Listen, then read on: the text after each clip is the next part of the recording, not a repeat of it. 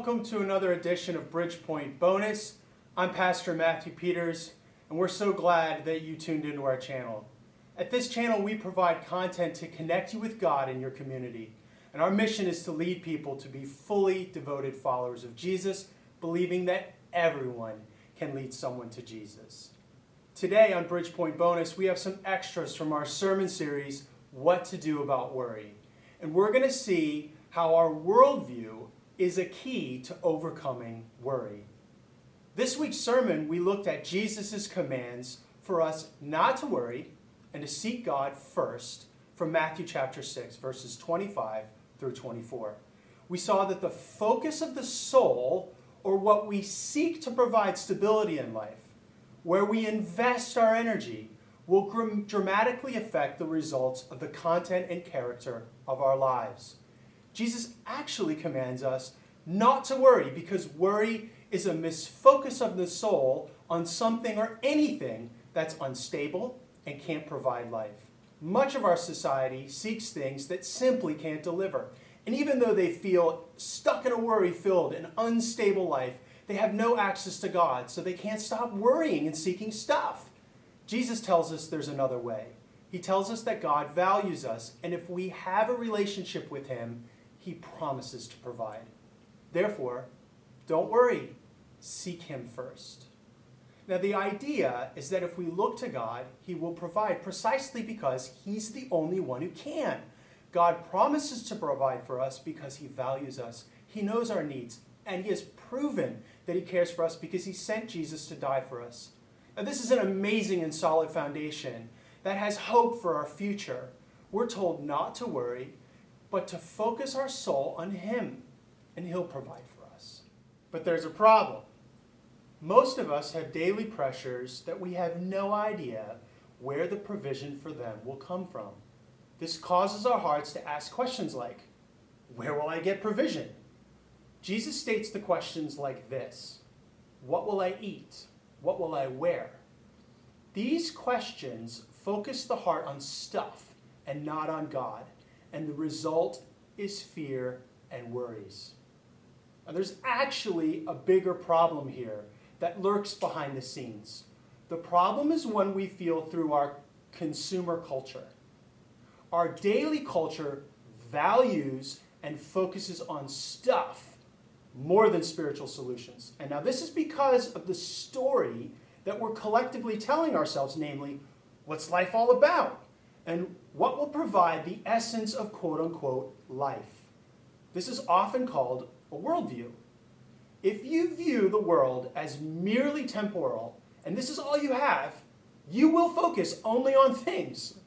Worldviews tell us what or who will bring life and shape what we seek. Worldviews affect our hearts and our minds and provide the foundation to the content and quality of our daily experience. The message from a story that only has access to stuff is that you should seek stuff because that's all there is. And tragically, even people in relationships become a subset of this view of the world because of its story. Relationships are temporary, and it means to an end to your satisfaction and quality of life. The view of the world that excludes God from our story or marginalizes God to the periphery will never, unfortunately, resonate with a command to seek Him and not stuff. And not to think about and to seek first things. A popular saying captures it all. You only live once. YOLO. We need to realize that the whole shape of our society seeks stuff. Every day, we're bombarded with advertisements designed to manipulate the heart and mind to conclude that we need something. We receive a message that our whole purpose is to consume things, and we largely measure success on how much money and things we can acquire.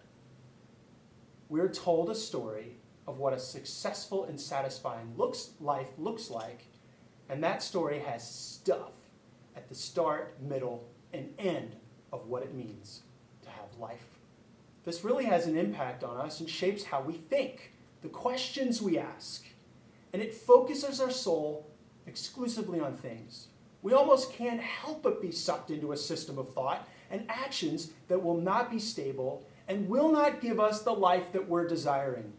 We must look deeper at the worldview we're being given and what the actual worldview or story we tell our souls and how this shapes our thoughts, feelings, and actions. Worldview, or the story we tell ourselves, informs and shapes what we will seek. Who or what are you seeking?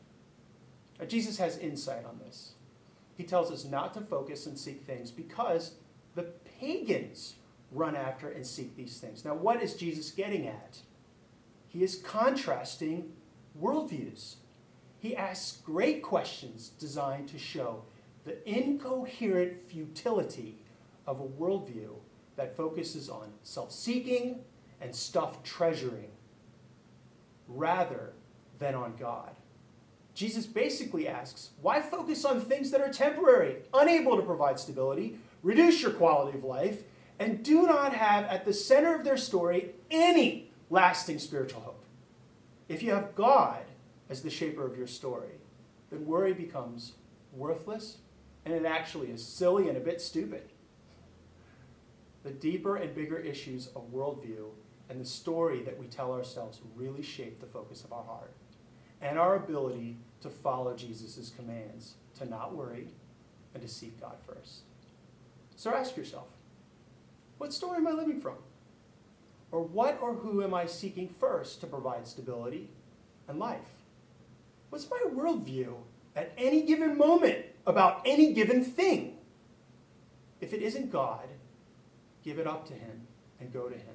He promises to provide. If you're encouraged by this video, be sure to give us a like, subscribe to our channel, BridgePoint Valparaiso, and consider to share it with someone that you care about on social media, where you can follow us on Facebook, Instagram, at our webpage. Be sure to check out links below and other content, sermons, teaching, and resources that we have to inspire you on your spiritual journey. Until then, keep the eyes of your heart on Jesus and keep following him.